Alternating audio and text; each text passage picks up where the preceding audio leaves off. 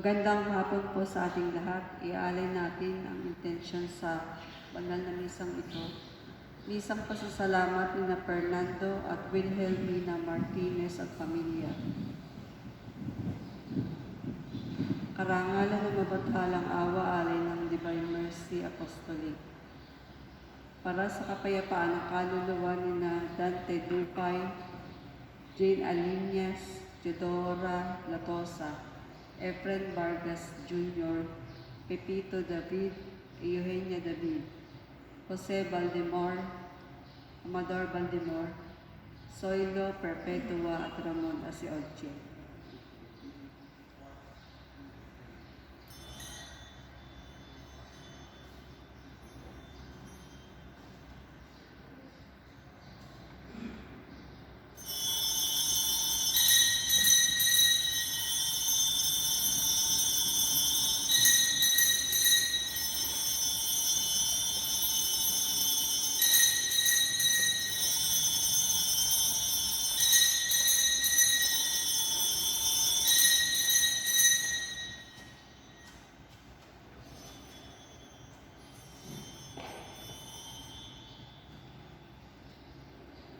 Poon, dakila mong kamay, kanilang pinapurihan, sa bigay mong kakayanang, bata't pipi makasigaw. Aleluya sa iyong ngalan.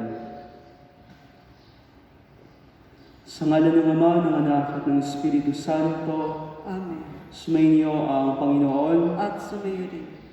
Mga kapatid, tayo ngayon ay nasa Webes sa 8 araw ng pagdiriwang ng Pasko ng Pagkabuhay. At upang tayo ay maging karapat-dapat sa banal na pagdiriwang na ito, aminin muna natin at hingin ang kapatawaran ng ating mga kasalanan at kahinaan sa Diyos na nagpapatawad ng lubos.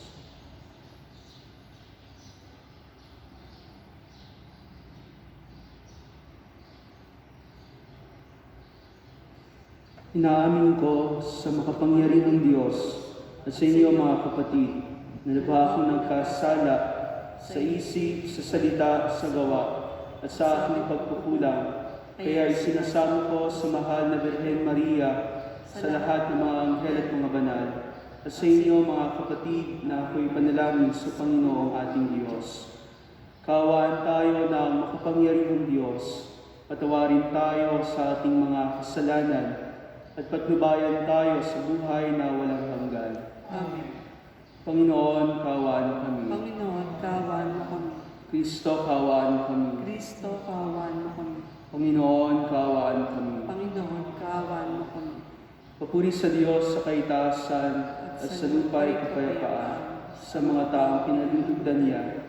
Pinupuri ka namin, dinarangal ka namin, sinasamba ka namin, pinagbubunyi ka namin, pinasasalamatan ka namin, dahil sa dakila mong angking kapurihan. Panginoong Diyos, Hari ng langit, Diyos na makapangyarihan sa lahat, Panginoong Jesucristo, bugtong na anak, Panginoong Diyos, Kordero ng Diyos, anak ng Ama, ikaw na nag-aalis ng mga kasalanan ng sanlibutan, maawa ka sa amin. Ikaw na nag-aalis ng mga kasalanan ng sanlibutan, tanggapin mo ang aming kahilingan. Ikaw na nanuluklok sa kanan ng Ama, maawa ka sa amin. Sapagkat ikaw lamang ang banal, ikaw lamang ang Panginoon, ikaw lamang ang Jesucristo, ang kataas-taasan, kasama ng Espiritu Santo, sa kadakilaan ng Diyos Ama. Amen. Manalangin tayo.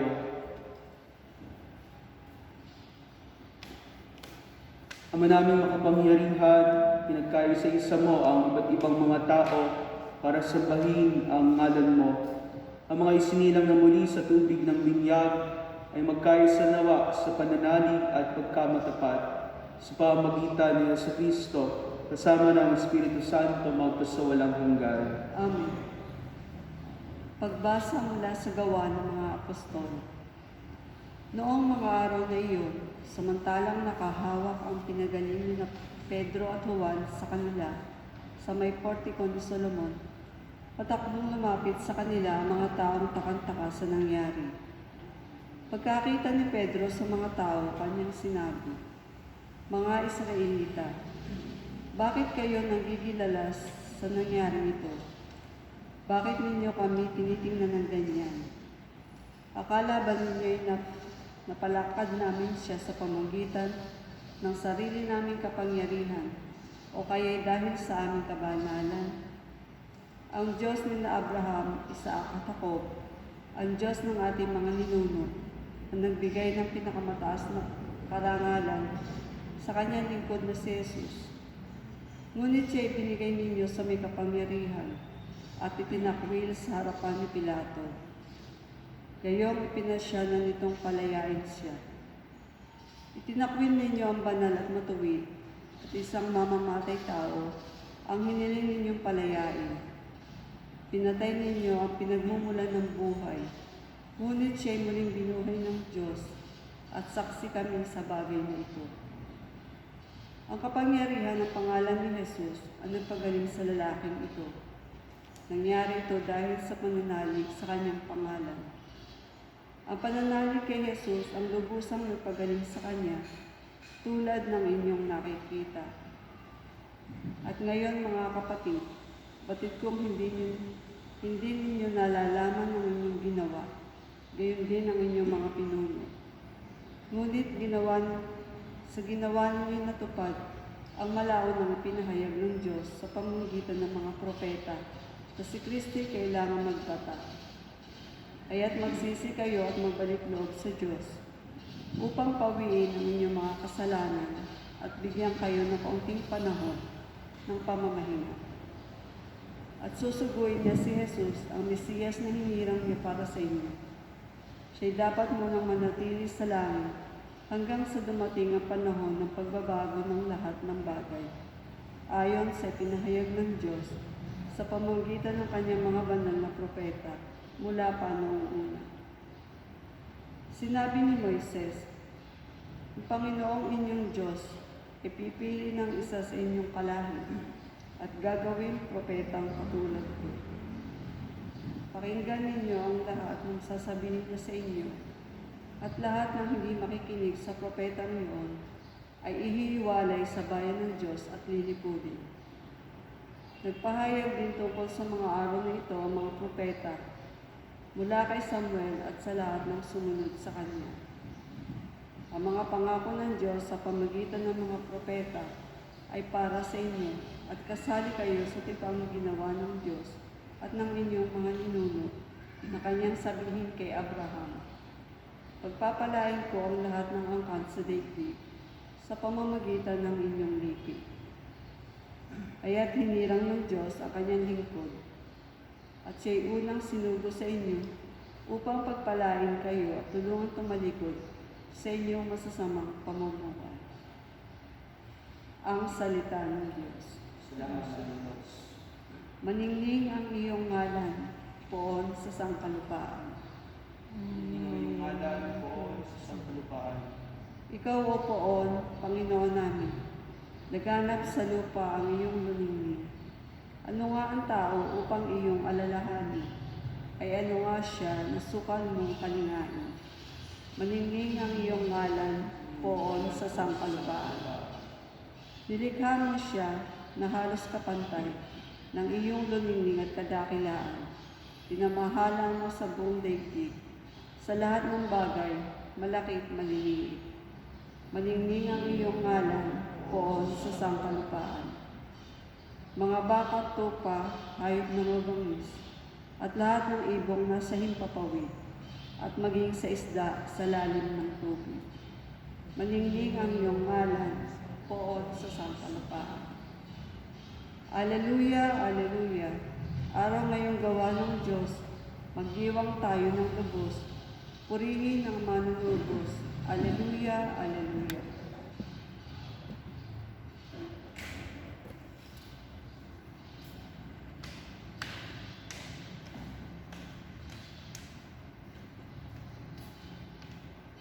Sumainyo ang Panginoon. Ang mabuting balita ng Panginoon ayon kay San Lucas. Papuri sa iyo, Panginoon. Noong panahong iyon, samantalang sinasalaysay ng mga alagad ni Jesus ang nangyari sa daan at kung paano nila siyang nakilala ng paghati-hati niya ang tinapay, Si Jesus ay tumayo sa gitna nila. Sumainyo ang kapayapaan, sabi niya sa kanila. Ngunit nagulat sila at natakot sapagkat akala nila yung multo ang nasa harapan nila. Kaya sinabi ni Jesus sa kanila, "Ano't kayo'y nagugulihanan? Bakit nag-aalinlangan pa kayo? Tingnan ninyo ang aking kamay at paa. Ako nga ito. Ipuin ninyo ako at pagmasdan. Ang multo'y walang laman at buto, ngunit ako'y mayroon tulad ng nakikita ninyo." At pagkasabi nito, pinakita niya sa kanila ang kanyang mga kamay at mga paa.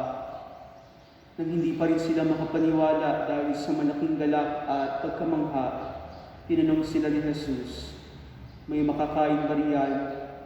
Siya'y binigyan nila ng kaputol na isdang inihaw. Kinuha niya ito at kinain sa harapan nila. Pagkatapos sinabi sa mga alagad, "Ito ang tinutukoy ko nang sabihin ko sa inyo noong kasama pa ninyo ako.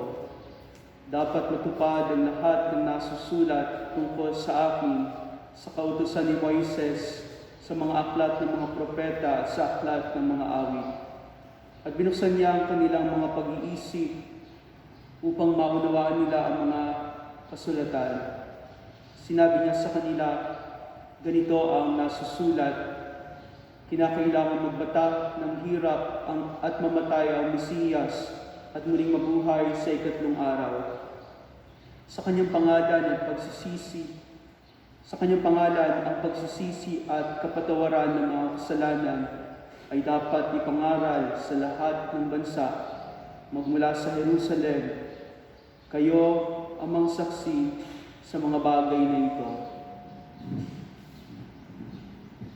Ang mabuting balita ng Panginoon. Pinupuri ka namin, Panginoong Jesucristo.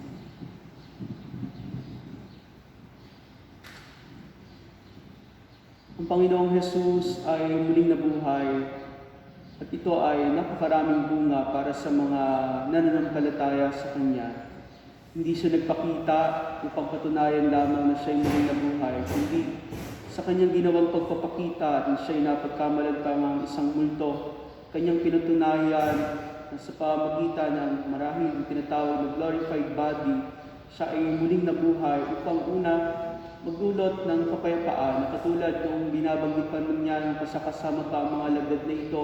Ito ay kaiba sa kapayapaan na alam ng mundo. Ang kapayapaan na ito ay hindi lamang yung absence ng kaguluhan, ng pag-aawayan, kundi ang tunay na makapiling ang Diyos. Ng isang tao na ang presensya ng Panginoon ay sumasa Kanya, marahil nasa Kanya ang totoong kapayapaan ng ating Panginoong Jesus. Ang ikalawa na marahil dulot o bunga ng pagkabuhay ng ating Panginoon ay masasabi rin na sa pamagitan sa huling bahagi ng Ebanghelyo, binabanggit dito sa pangalan ng ating Panginoon ang pagsisisi at kapatawaran ng mga kasalanan ay dapat ipangaral sa lahat ng panig ng bansa. At totoo mga kapatid na magkakaroon lamang ng kapayapaan din ng ating buhay kung alam natin, marunong tayo na magsisi sa ating mga kasalanan.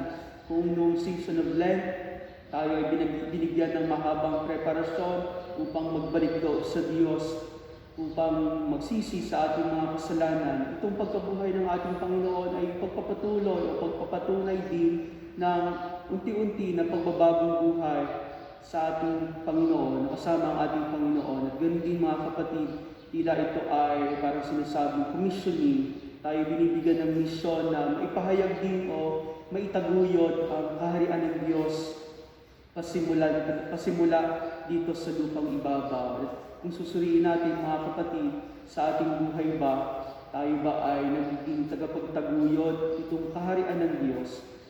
Nararamdaman ba ng ating kapwa ang kapayapaan na dulot nitong pagkabuhay na muli ng ating Panginoong Jesus sa pamagitan ng ating pakikitungo sa ating kapwa? Tayo ba ay nagiging tagapagpahayag din itong sinasabing pagsisisi upang ang ibang tao ay makatanggap din ng kapatawaran ng kasalanan mula sa Diyos?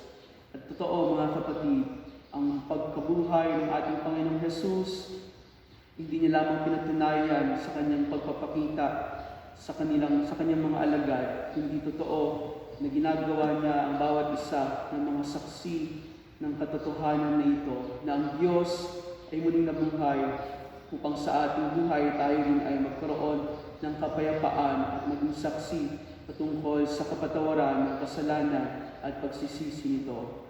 Suriin natin ang ating mga sarili na nawa tayo rin ay maging tagapagtaguyod ng kaharian ng Diyos na sinisimulan na dito pa man lamang sa lupang ibabaw. Amen.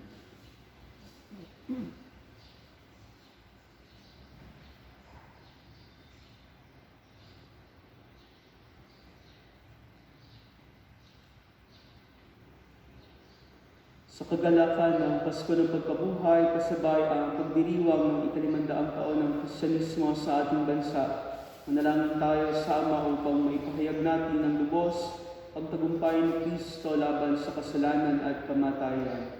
Ang ating itutugon, Panginoon ng muling pagkabuhay, dinggin mo kami. Panginoon, ang muling pagkabuhay, dinggin mo kami.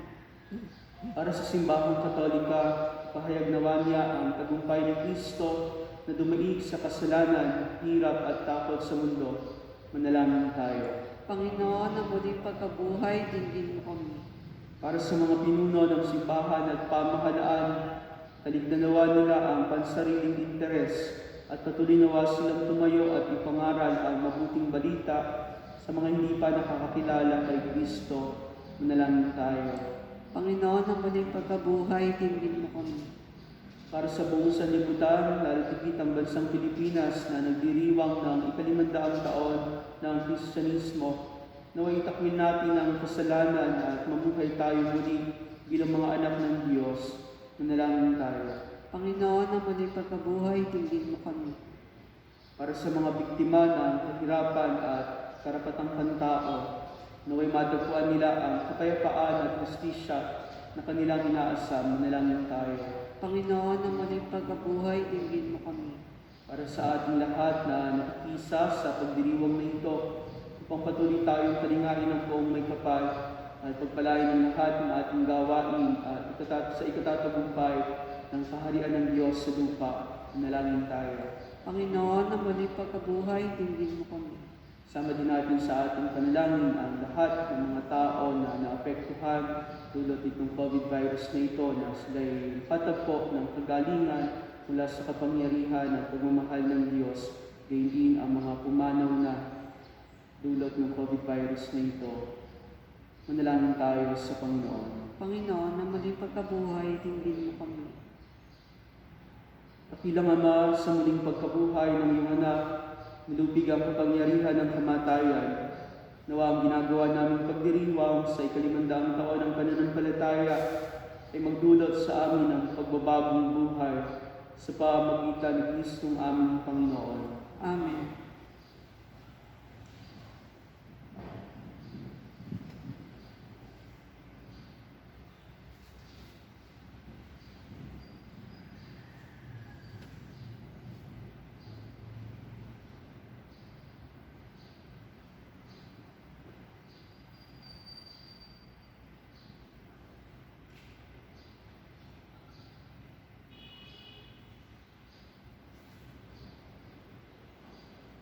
Puri-puri ka, Diyos, sa mga lumikha sa sanlibutan, sa iyong kagandahang loob, narito ang aming maiaalay. Mula sa lupa at bunga ng aming paggawa ang tinapay na ito para maging pagkain ng bibigay buhay. Kapuri-purihan po may kapal ngayon at kailanman.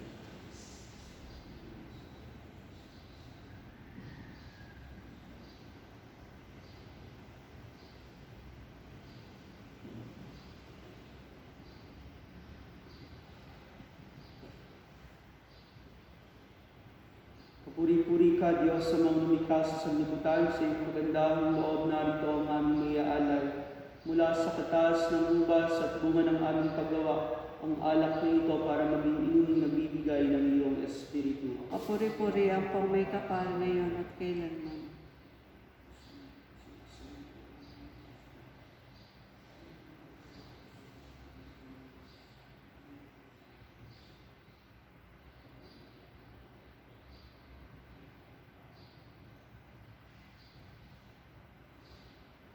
Manalangin kayo mga kapatid upang ang paghahain natin ay kalugdan ng Diyos sa mga makapangyarihan. Tanggapin nawa ng Panginoon ito paghahain sa inyong mga kamay, sa kapurihan niya at karangalan, sa ating kapakinabangan at sa buong sambayanan niyang banal.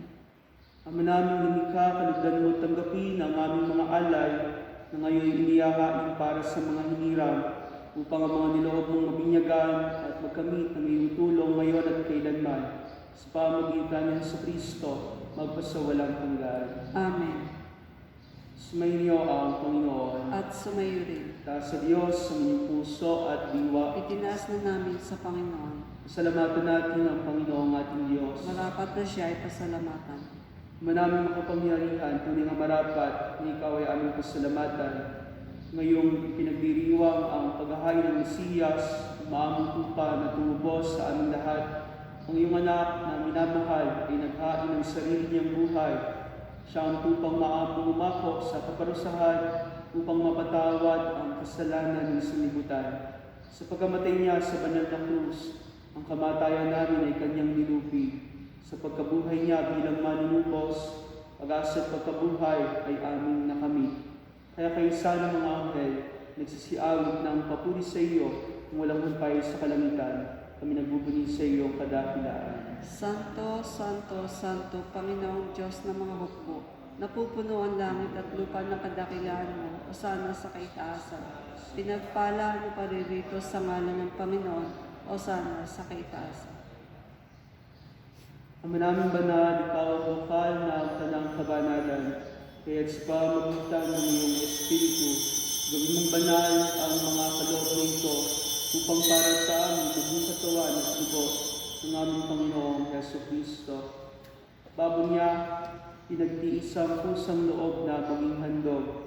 Hinawakan niya ang tinapay, pinasalamatan kaniya, pinaghati-hati niya iyon, niabot sa kanyang mga alagad at sinabi, "Tanggapin ninyong lahat ito at kanin. Ito ang aking katawan na ihahandog para sa inyo."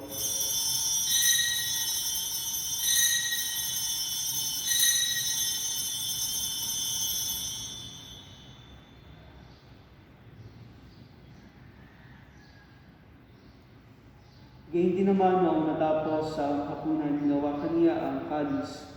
Muli kaniyang pinasalamatan. Iniabot niya ang kalis sa kanyang mga alagad at sinabi, "Tanggapin ninyong lahat ito at inumin. Ito ang kalis ng aking dugo, ng bago at walang hanggang tipan. Ang aking dugo na ibubuhos para sa inyo at para sa lahat, sa ikapagpapatawad ng mga kasalanan. Gawin ninyo ito sa pag-alala sa akin."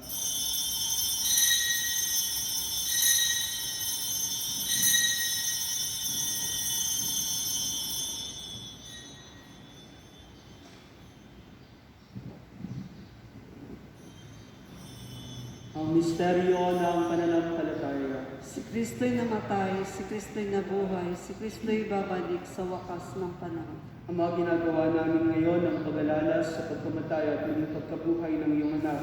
Kaya't iniaalay namin sa iyo ang tinapay na nagbibigay buhay at ang kalis na nakakaloob ng kaligtasan. Kami nagpapasalamat dahil kami iyong minarapat at tumayo sa harap mo para maglingkod sa iyo. Sinasama namin kami magsasalo-salo sa katawan at dugo ni Kristo na mabuklod sa pagkakaisa sa pamagitan ng Espiritu Santo. Ama, rinapin mo ang simbahang laganap sa buong daigdig. Puspusin mo kami sa pag-ibig kay isa ni Francisco na aming Santo Papa at ni Benaventura na aming Obispo at ng Tanang Kaparian.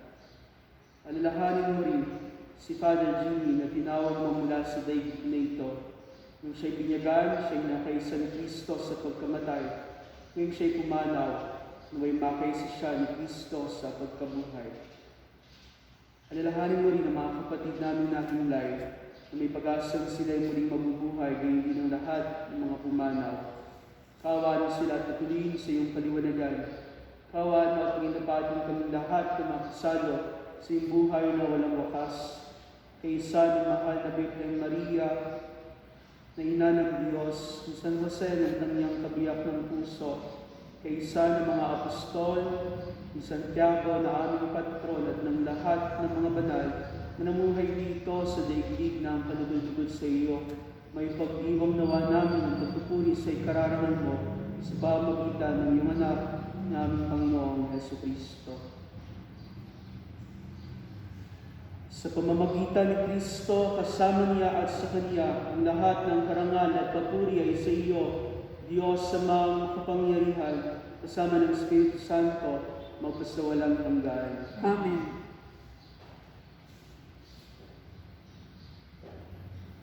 Sa tagbibili ng mga nakagagaling na utos sa turo ni Jesus na Panginoon natin at Diyos, ipahayag natin ang lakas loob.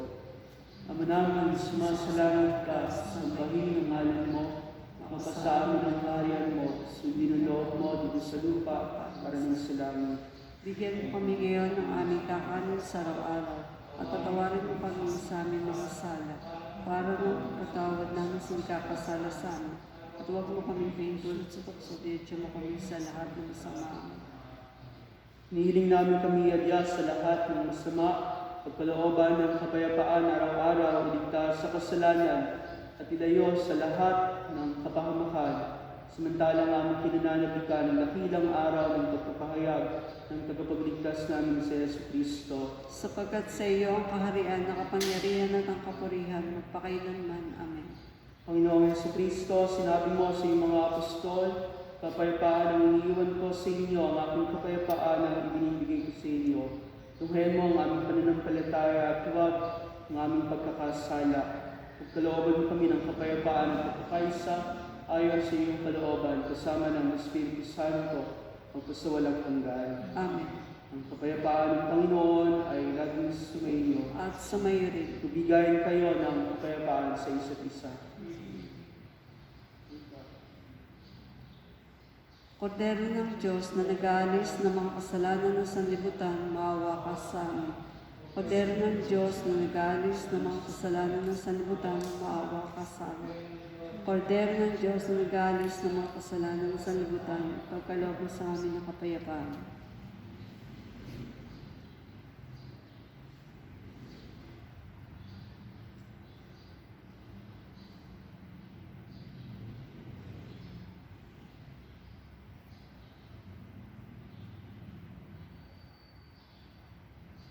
Mga kapatid, ito ang ating Panginoong Jesus, ang muling nabuhay. Siya ang kordero ng Diyos na nag-aalis sa mga kasalanan ng sanlibutan, mapalad ang mga inaaniyahan sa kanyang piging. Panginoon, hindi ako karapat-dapat na magpatuloy sa iyo, ngunit sa isang salita mo lamang magagaling na. Ang katawan ni Kristo. Amen.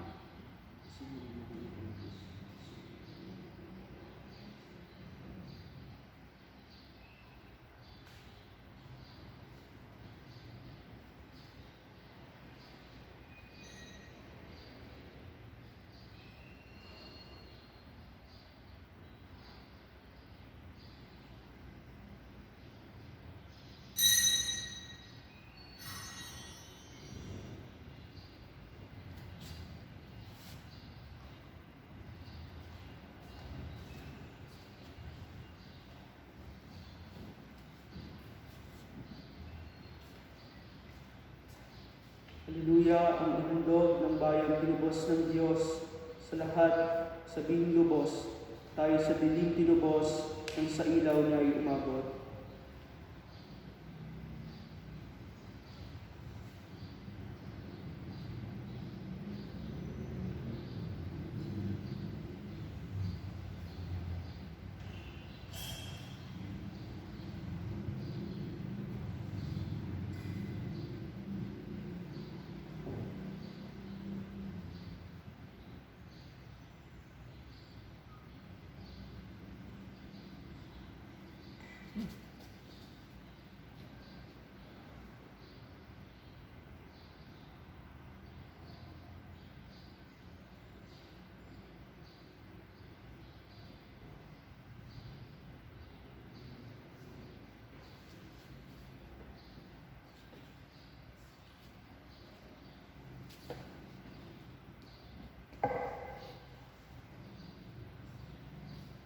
Manalangin tayo.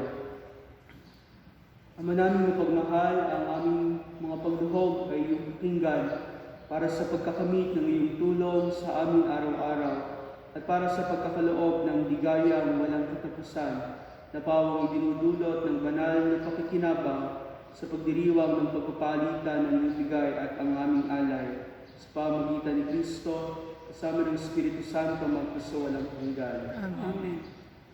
At indasalin ang spiritual communion para sa mga nakikibahagi sa kanilang mga tahanan sa isang ito. Aking Jesus, nananalig ako ikaw ay nananahan sa pinakabanal na sakramento. Mahal kita ng higit sa lahat ng bagay at nais kong tanggapin ka sa aking kaluluwa. Subalit sa sandaling ito, ikaw ay hindi ko matatanggap sa banal na komunyon. Naway tanggapin kita ng espiritual sa aking pagnanais na ito at pumasok ka sa aking puso. Niyayakap kita na parang naririto ka na sa akin at pinagkakaisa ko ang aking sarili sa iyo. Huwag mong hayaang ako ay mawalay sa iyo. Amen. Sumainyo ang Panginoon At sumayo din. Naway pagpalain kayong lahat at ang inyong buong pamilya na makapangyarihan at mapagmahal na Diyos Ama, Anak at Espiritu Santo. Amen. Minsan ay alay na simula na ng inyong misyon. Salamat sa Diyos.